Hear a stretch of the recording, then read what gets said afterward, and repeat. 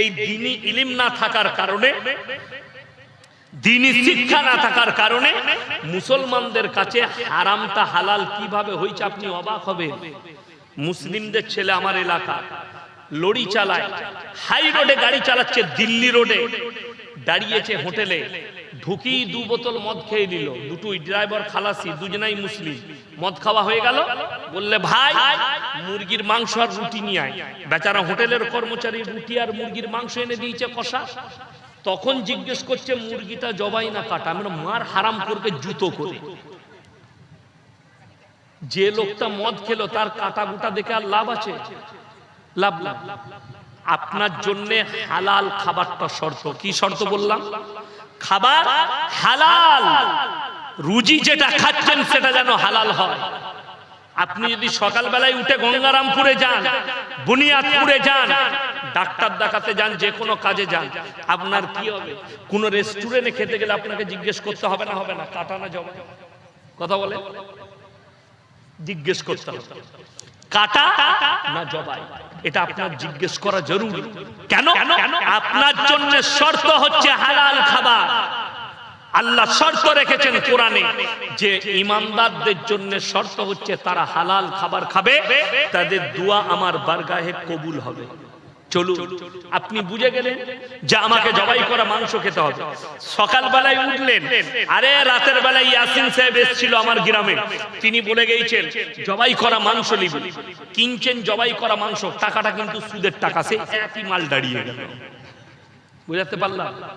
টাকাটা সুদের টাকা, একই মাল দাঁড়িয়ে গেল। যদি বলেন কেন? কোরআন বলছে ওয়াহাল্লাল্লাহুল বাইয়া ওয়া হাররামার রিবা।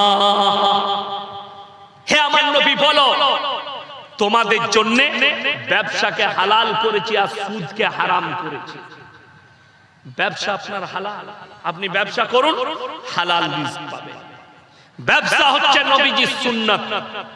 অথচ মুসলমান চায় শটে কি করে বড় লোক হবে, শটে বড় লোক। আপনারা অনেকে জানেন না, ভারতের যতগুলো আরবপতি আছে, আমি মুসলিমদের কথা বলছি, ওয়ার্ল্ডের 1 নম্বর আতর ব্যবসায়ীর নাম হচ্ছে মোল্লা বদরুদ্দিন আজমাল। আসামে কয়েক হাজার কোটির মালিক। তিনার আতর দিয়ে কাবা ঘর ধোয়া হয়।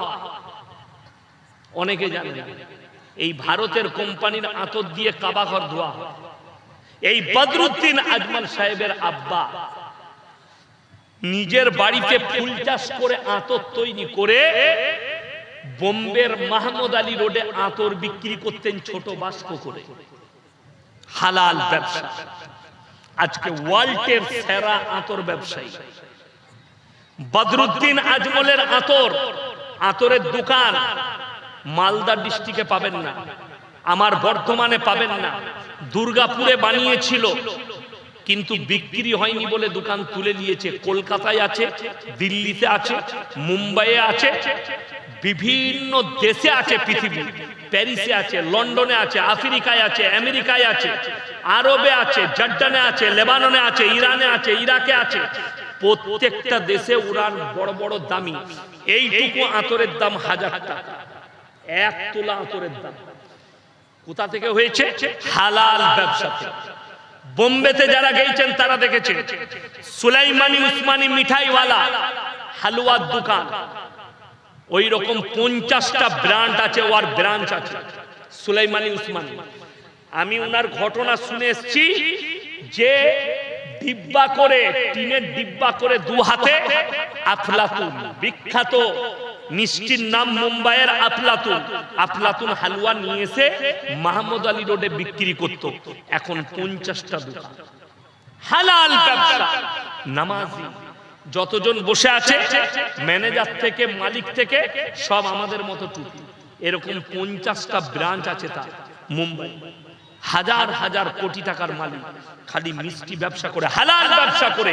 খালি আমাদের বাঙালিরা, আপনি চলুন মুম্বাইয়ে দেখতে পাবেন মুসলমান লটারির টিকিটের দোকান খুঁজে পাবেন না, অবাক হবেন। গুজরাটে চলুন, লটারির দোকান খুঁজে পাবেন না। আমাদের এখানে রমজান মাসে মুসলমানদের চায়ের দোকান খোলা থাকে। ঠিক বললাম না ভুল বললাম? মুসলমান চায়ের দোকান খুলে রেখেছে, কেন? কটা হারামখোর রোজা রাখেনি, তার চা খায়। আর বোম্বেতে চলুন, বোম্বাই, দিল্লি, গুজরাট, উত্তরপ্রদেশ, লখনৌ, হায়দ্রাবাদ, যতগুলো দামি দামি শহর আছে, এই জায়গার মুসলমানদের ইমানগুলো এত মজবুত।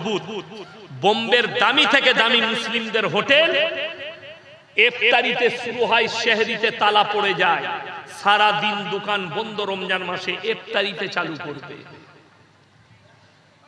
আরে বোম্বাইয়ে যদি কোনো হিন্দু ভাইয়ের দোকানে কোনো মুসলমান চা খেতে যায় আর সে যদি চীনা হয়, বলবে আবে कैसे মুসলমান হে তু রোজা নেই রাখতে।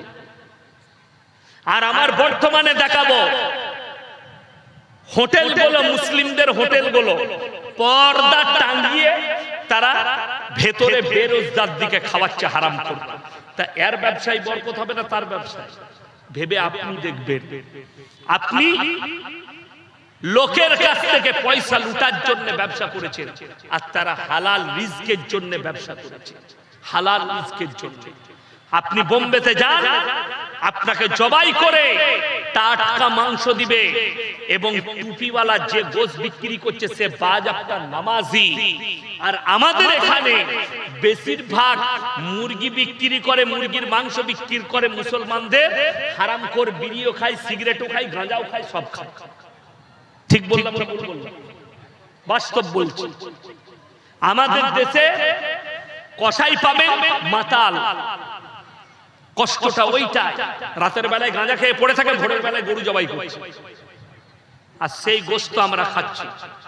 আর আপনি উত্তরপ্রদেশে পাবেন 5 ওয়াক্তের নামাজি গরু জবাই করছে। কারা জানেন?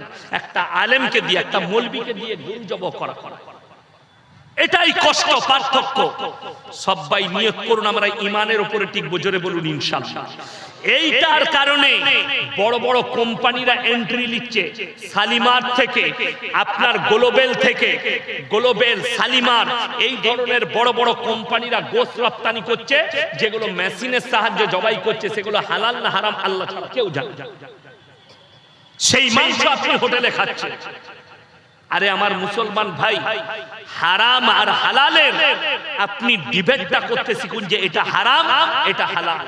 আল্লাহর কসম করে বলছি, আপনার জিন্দেগিতে আপনার দোয়া আল্লাহ কবুল করবেন, আপনি সাফল্য পাবেন যদি হারাম হালাল বেঁচে চলেন।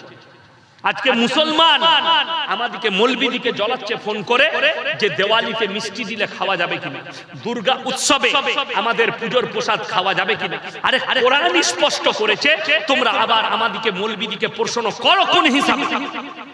কেন করবেন প্রশ্ন যে খাওয়া যাবে কিনা? কোরআন যখন বলেছে আল্লাহ ব্যতীত অপরের নামে উৎসর্গ করা জিনিস তোমাদের জন্য হারাম, আর পৃথিবীর কোন মৌলবী, মুল্লা, কোন পীর, ফকির, আমি আপনি, সে তিনি সাধারণ নেতা মন্ত্রী, কারুর হুকুম নাই যে কোরআনের উপরে আর আঙ্গুল তুলি। আপনাকে মাথা নত করে এই হুকুম মেনে নিতে হবে যে হারাম হারাম। কাকে? কোন জিনিস? আল্লাহ ব্যতীত অপরের নামে উৎসর্গ করা জিনিস। আজকে তাকিয়ে দেখুন আমাদের ইমানগুলো, বাচ্চাদের ইমানগুলো কিভাবে ধ্বংস করছে। আরে এই মাদ্রাসা আপনারা যারা টাকাটা দিয়েছেন, আল্লাহর কসম খেয়ে বলে যাচ্ছে, নবীজি বলেছেন হাদিসে, জাকিরা গচ্ছিত সম্পদ। যারা টাকা দিয়েছেন এটা গচ্ছিত সম্পদ, কিয়ামতের দিনে এর বদলা দেওয়া হবে। জোরে বলুন সুবহানাল্লাহ। এই টাকার হিসেব নেওয়া হবে না। বাকি দুনিয়াবি রাস্তায় যতগুলো খরচ করবেন, ইন্নাল মুবাদদিরিনা কানু ইখওয়ানাশ শায়াতিন ওয়া কানাশ শাইতানু লিরাব্বিহি কাফুরা। যারা অপব্যয় করে তারা হচ্ছে শয়তানের ভাই।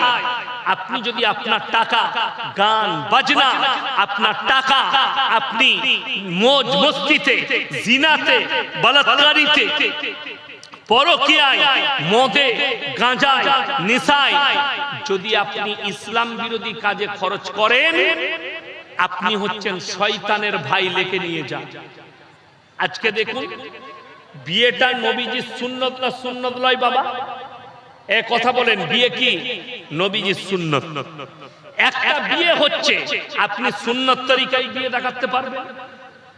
যদি বলেন হুজুর সুন্নত তরিকায় বিয়ে কি? আরে মসজিদের ভেতরে নিকাহ হবে, আল্লাহ রাসূল সাল্লাল্লাহু আলাইহি সাল্লামের জামানায় মসজিদের ভেতরে নিকাহ হতো। আজকে প্যান্ডেলে যাওয়ার কারণে যত রকমের বুরাই ও ইসলামিক কালচার আমাদেরকে টিপে ধরেছে। আমার এলাকার কথা বলছি, ফাংশন করছে মুসলমান কিসে? বিয়েতে। গান বাজনা করছে মুসলমান বিয়েতে। মুসলমান কোরআনের আইন ছেড়ে দিয়েছে, কোরআনের আদর্শ ছেড়ে দিয়েছে, রাসূলের আদর্শ ছেড়ে দিয়েছে। বলছে আমি মুসলমান। তুমি নিজের হৃদয়কে জিজ্ঞেস করবে রাতের বেলায় যে আমি মুসলিম কিনা, আমি ইসলামের উপরে টিকে আছে কিনা, রাসূলের আদর্শ আমার কাছে আছে কিনা। হে আমার মুসলমান ভাই, আপনাদেরকে অনুরোধ করে যাচ্ছি, নামাজি হন, মুসল্লি হন, দিনদার হন, পরেজগার হন। পরকালের চিন্তা করে বেঈমান কাফেররা কতগুলো আখলাক আর চরিত্র আমাদের মধ্যে ঢুকিয়েছে আপনি অনুভব করতে পারবেন। তারা আপনাকে দিয়ে পাপ করাচ্ছে।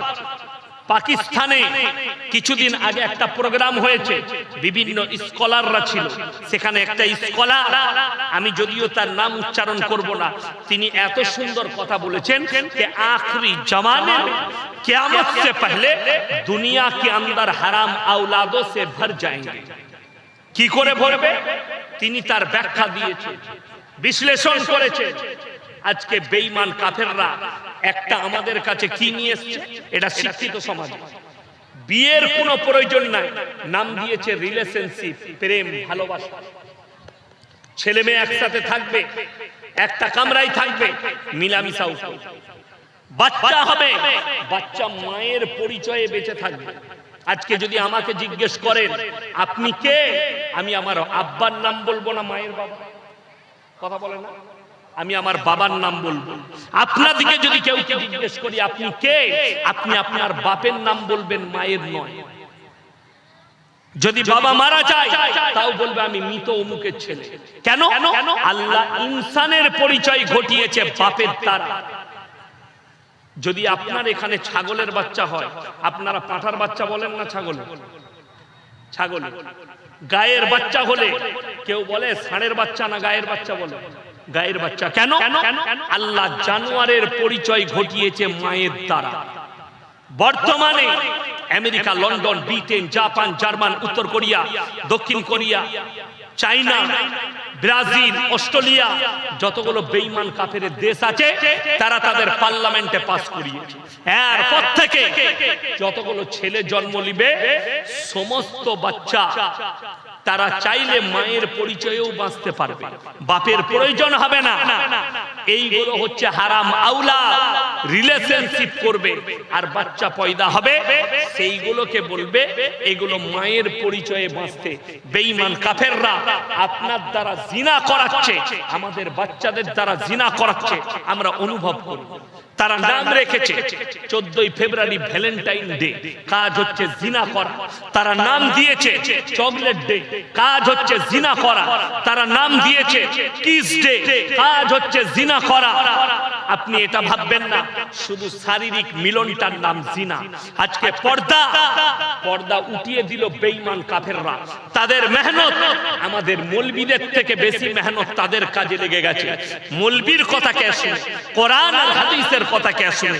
অথচ কোরআন বলেছে ওয়াদরিব খুমুরিহিন্না আলা জুনুবিহিন। হে মুসলমান, তুমি তোমার বিটির পর্দা আনতে পারলে না, তোমার বিবির পর্দা আনতে পারলে না, তোমার পরিবারে পর্দা আনতে পারলে না, তোমার স্ত্রীর পর্দা আনতে পারলে না, তোমার বোনকে পর্দাই করতে পারলে না। তুমি নিজেকে মুসলমান আর মুমিন বলে দাবি করো। বেঈমান কাফেররা বেশি কাজে লাগিয়ে। আমি একটা লাইভ প্রুফ দিয়ে যাচ্ছি। পুরুষদের জন্য টাকনুর ওপরে কাপড় পরা সুন্নত। যে পুরুষ টাকনুর নিচে কাপড় পরবে সেই অঙ্গটা জাহান্নামের আগুনে জ্বালানো হবে। পুরুষদের জন্য। মহিলাদের জন্য টাকনুর নিচে কাপড় পরতে হবে। যে মহিলা টাকনুর ওপরে কাপড় পরবে, আপনাকে দেখিয়ে দেব বেঈমান কাফেররা মেয়েদের জন্য সালোয়ার বার করেছে। প্রত্যেকটা মেয়ে এই জায়গায় সালোয়ার করছে। যে প্যান্ট গুলো মেয়েদের জন্য বার করেছে সব এতটা ওপরে কারা করেছে? বেঈমান আর কাফের। এদের অঙ্গকে বার করে দাও, এরা বেপরদা হয়ে যাক। অথচ অনেক শিক্ষিত মেয়ে, শিক্ষিত মানুষ, তারা বলে এই মৌলবীরা বাড়াবাড়ি করছে। কোরআনে কোথায় লেখা আছে পর্দার কথা? কোরআন স্পষ্ট করেছে, ওয়াদরিব খুমুরিহিন্না আলা জুনুবিহিন। হে নারী, তুমি পর্দা নির্ধারিত করো, নিজেকে ঢেকে নাও, পর্দার মধ্যে এসো, তোমরা কোনোদিন ধর্ষিত হবে না, লাঞ্ছিত হবে না। বাংলাদেশে একটা দল বেরিয়েছে, দলটার নাম হচ্ছে হিজবুত তৌহিদ। তাদের ইমামের নাম হচ্ছে সেলিম। সেই হারামখোর বলছে ছেলে মেয়ে পাশাপাশি দাঁড়িয়ে নামাজ পড়া যাবে। সে বলছে মেয়েরা ইমামতি করবে, আমরা পেছনে নামাজ পড়ব। আপনারা হাসছেন, বাস্তব বলছি, মোবাইল খুললে দেখতে পাবেন। এই ছেলেটা বাংলাদেশে বলেছে এই মৌলবীরা মেয়েদিকে ঘরের ভেতরে বন্দি করে দিবে। কেন? বলছে নবীজির বিবি ব্যবসা করেছে। কথাটা সত্য না মিথ্যা? কথা বলে না?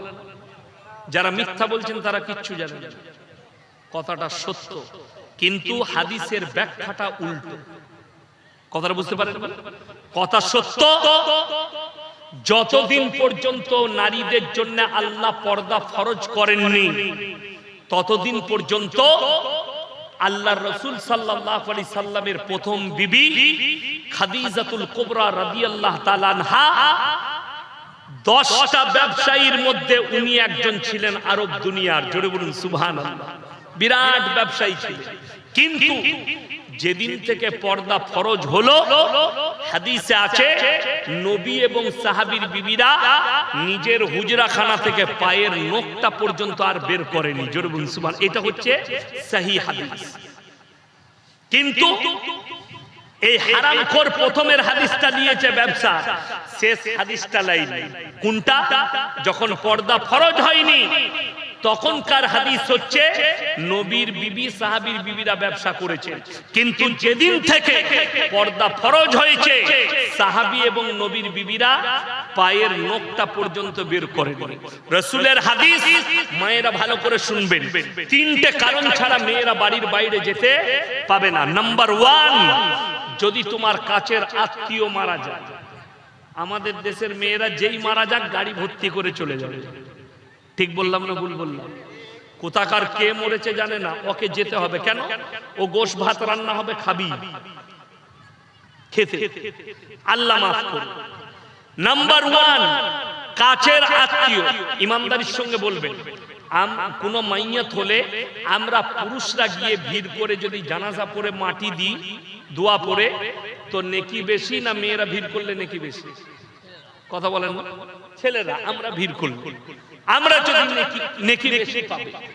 আমার ভাই, দুঃখের কথা, নাম্বার 1, কাছের আত্মীয় মারা গেলে তোমরা যেতে পাবে পর্দার সহিত।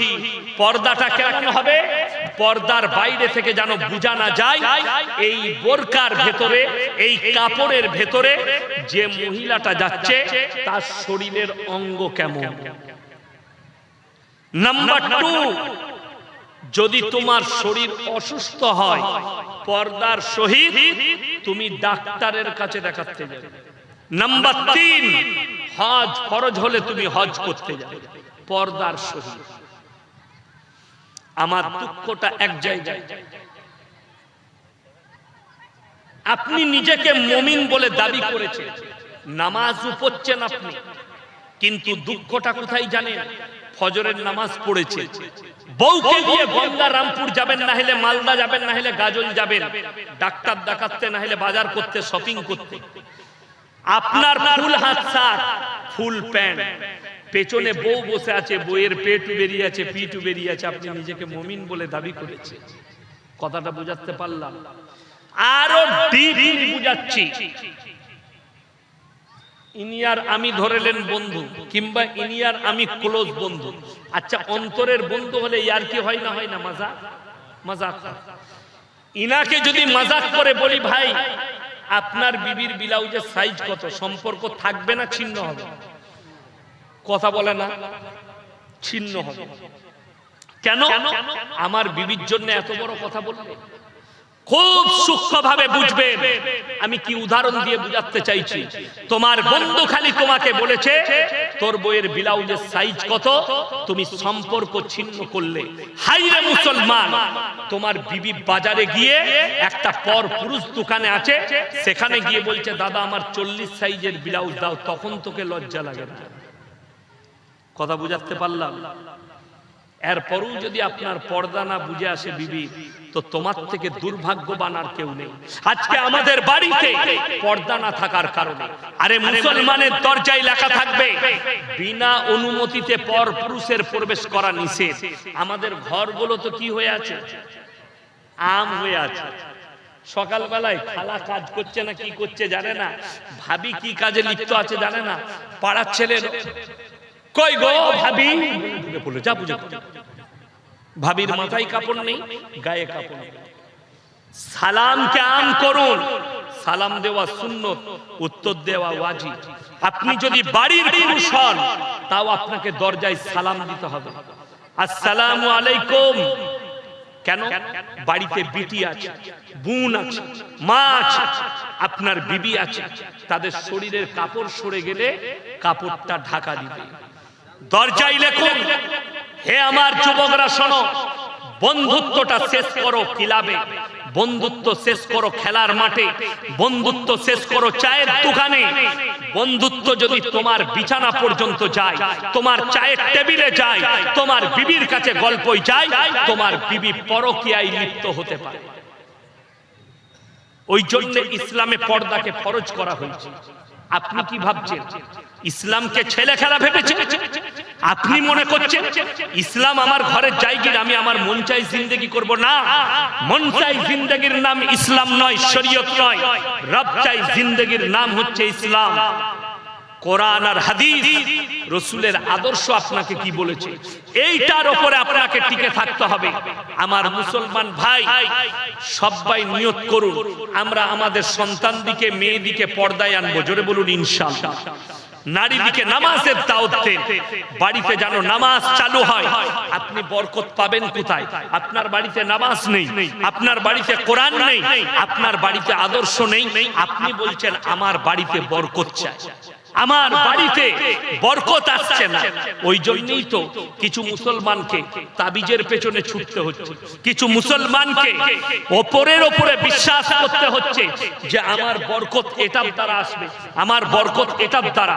আল্লাহর কসম করে বলছি, আল্লাহ যদি বরকত কোথাও রেখেছেন, নামাজের মধ্যে, কোরআনের মধ্যে, আদর্শের মধ্যে, দিনদারির মধ্যে বরকত আছে।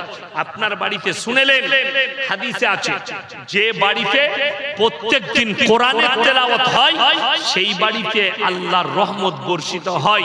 যারা 5 ওয়াক্তের নামাজি হবে, রাসূল সাল্লাল্লাহু আলাইহি সাল্লামের হাদিস, তাদের রুজিতে কোনোদিন কমি হবে না। যারা আল্লাহর রাস্তায় দিনের পথে থাকবে, আল্লাহ মৃত্যুকাল পর্যন্ত তাদেরকে ইজ্জতের রুজি দান করবেন। এইটা হচ্ছে হাদিস রাসূলের। আপনি নামাজি হন, আল্লাহ রুজিতে কোনোদিন কমি দিবে না। রুজি মানে এটা নয় যে প্রত্যেকদিন মুরগি খাবেন, প্রত্যেকদিন আপনি ছাগল খাবেন, প্রত্যেকদিন ইলিশ মাছ খাবেন না। রুজি হালাল রুজি হচ্ছে ডাল আলু, আপনার শাক হোক, যেটাই হোক, দস্তরখানে আপনি ইজ্জতের সঙ্গে পাবেন। ওইটা হচ্ছে হালাল রুজি, হালাল রিজক, যেটা আপনার দস্তরখানে আসবে এবং আপনার বিবির সঙ্গে বসে খাবেন। আপনি বুঝতে পাচ্ছেন মনে মনে, আল্লাহ এই টাকাটা আমার হালাল টাকা, এই ইনকামটা আমার হালাল। আপনি নামাজ পড়ে চ্যান পাবেন, আপনি ঘুমিয়ে সুকুন পাবেন, আপনি খেয়ে সুকুন পাবেন, আপনি মরে যাওয়ার পরেও কবরে সুকুন পাবেন, চ্যান পাবেন। আল্লাহর কসম, কবরের দুনিয়ায় আপনাকে যেতে হবে। অনেকজন যারা অবিশ্বাসী, যারা ভাবছেন আরে কবরে সওয়াল জবাব মিথ্যা, মৃত্যু আবার কি, আল্লাহ কোরআনে কসম খেয়েছেন, ওয়ান্নাজিয়াতি গরকা। আমি আল্লাহ কসম খাচ্ছি, ওই ফেরেশতা যারা দ্রুত গতিতে তোমাদের শরীরে ডুব মারে, ওয়ান্নাজিয়াতি গরকা ওয়ান্নাশিতাতি নাশতা। আমি আল্লাহ আরো কসম খাচ্ছি, ওই ফেরেশতা যারা দ্রুত গতিতে তোমাদের কাছে পৌঁছায় কবরে, তোমাদের বাঁধনগুলো খুলে দেয়। আর তোমাদেরকে সওয়াল আর জবাব করবে। আল্লাহ কসম খেলেন, যারা অবিশ্বাসী, যারা ভাবেন আমরা মাটির সাথে মিশে যাই, আমরা হাড়গোড় গুলো মিশে যাই, আল্লাহ কিভাবে পুনরায় জীবিত করবেন?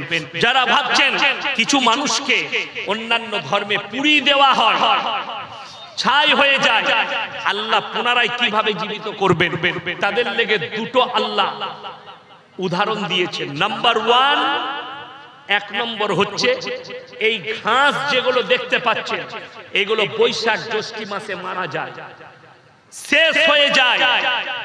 আবার আষাঢ় শ্রাবণ মাসে বৃষ্টি পড়লে আল্লাহ পুনরায় জীবিত করেন। আমি যেভাবে আল্লাহ কোরআনে বললেন ঘাস মরে যাওয়ার পরে জীবিত করি, মানুষকে পুনরায় ওইভাবে আবার জীবিত করব। আমার ভাই, আল্লাহ কোরআনে অপর জায়গায় বললেন লা উকসিমু বিয়াউমিল কিয়ামা ওয়া লা উকসিমু বিন-নাফসিল লাওয়ামা আয়াহসাবুল ইনসানু আল্লান নাজমা ইদামা ওয়ালা কাদিরিনা আলা আন নুসাওয়িয়া বানানা বাল ইউরিদুল ইনসানু লিয়াবজুরা আমামা ইয়াসআলু আইয়ানা ইয়াউমুল কিয়ামা। লা উকসিমু বিয়াউমিল কিয়ামা, আমি কসম খাচ্ছি কিয়ামতের দিনের। আল্লাহ কসম খেলেন কিয়ামতের দিনের। ওয়ালা উকসিমু বিন-নাফসিল লাওয়ামা, আরো আমি কসম খাচ্ছি ওই সমস্ত আত্মার যারা বলে আমরা মিটে যাওয়ার পরে আল্লাহ পুনরায় কি করে জীবিত করবেন। আয়াহসাবুল ইনসানু আল্লান নাজমা ইদামা, আল্লাহ বললেন বালা কাদিরিনা আলা আন নুসাওয়িয়া বানানা বাল ইউরিদুল ইনসানু লিয়াবজুরা আমামা। শুধু মানুষের আকৃতি নয়, তাদের আঙ্গুলে, তাদের হাতে যে লকির গুলো আছে, যে দাগ গুলো আছে, আমি আল্লাহ পুনরায় ওইভাবেই আবার করতে সক্ষম। জোরে বলুন সুবহানাল্লাহ। ওইভাবেই দাঁড় করিয়ে দেব, এটাতে আমি আল্লাহ সক্ষম আছি। তোমরা মানো আর না মানো। বেঈমান কাফেররা আল্লাহকে প্রশ্ন ছুড়েছে, হে আল্লাহ, হে আল্লাহর নবী, ইয়াসআলু আইয়ানা ইয়াউমুল কিয়ামা, কিয়ামতটা কবে হবে? মানুষকে আপনি ভীত কঙ্কিত করছেন, মানুষকে কিয়ামত সম্পর্কে বর্ণনা দিচ্ছেন। একবার বলুন কিয়ামতটা কবে হবে? আল্লাহ রাব্বুল আলামিন উত্তর দিলেন, হে নবী, তুমি পৃথিবীর মানুষকে শুনিয়ে দাও। ফাইদা বারিকাল বাসার ওয়া খাসাফাল কামার ওয়া জুমিয়াশ শামসু ওয়াল কামার ইয়াকুলুল ইনসানু ইয়াউমাইদিন আইনাল মাফার কাল্লা লা ওয়াজার ইলা রাব্বিকা ইয়াউমাইদিনিল মুস্তাকার। ফাইদা বারিকাল বাসার, সেদিনে তোমাদের চোখগুলো স্থির হয়ে যাবে। স্থির মানে চোখগুলো দাঁড়িয়ে যাবে। কিভাবে দাঁড়াবে? যেভাবে আশ্চর্য জিনিস দেখলে চোখ দাঁড়িয়ে যায়। ফাইদা বারিকাল বাসার ওয়া খাসাফাল কামার, চন্দ্র আলোহীন হয়ে যাবে। ওয়া জুমিয়াশ শামসু ওয়াল কামার, যেদিনে চন্দ্র এবং সূর্যকে একটা রাস্তায় টক্কর খাওয়ানো।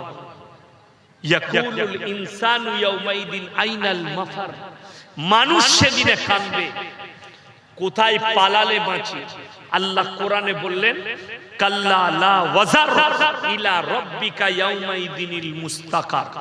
সেদিনে মানুষকে আল্লাহর কাছে দণ্ডায়মন ছাড়া বিকল্প কোনো রাস্তাই থাকবে না। কোথায় হাজির হবে মানুষ? কিয়ামতের ময়দান হবে। ফিলিস্তিনের ময়দানটাই হবে কিয়ামতের ময়দান। আল আকসার ময়দানটাই হবে কিয়ামতের ময়দান। গোটা পৃথিবীর মানুষকে আল্লাহ ওই জায়গায় জড়ো করবে। যারা ভাবছেন যে গাজা আর ফিলিস্তিনে ইসরায়েলের সাথে যুদ্ধ চলছে, লেবানন জড়িয়েছে, ইরান জড়িয়েছে, এই চিঙ্গারিটা গোটা পৃথিবীতে ছড়াবে। গোটা পৃথিবীতে ইসরায়েলে গেট তৈরি হয়ে গেছে। দাজ্জালকে আমন্ত্রণ জানানোর জন্য গেট হয়ে গেছে। আমার ভাই, যে চিঙ্গারি জ্বলেছে মিডল ইস্টে, এটা গোটা পৃথিবীতে ছড়াবে চিঙ্গারিটা। এই যুদ্ধ গোটা পৃথিবী জড়াবে। আর আপনি জেনে রেখে দেন, কালমার উপরে টিকে আছে, ইমানের উপরে। এই এক বছরের ভেতরে ৭৫,০০০ ফিলিস্তিনি মারা গেছে, তার মধ্যে ৩৫,০০০ শিশু মারা গেছে। আপনারা কি মনে মনে ভাবছেন যে গাজা ফিলিস্তিনকে শেষ করে দিবে?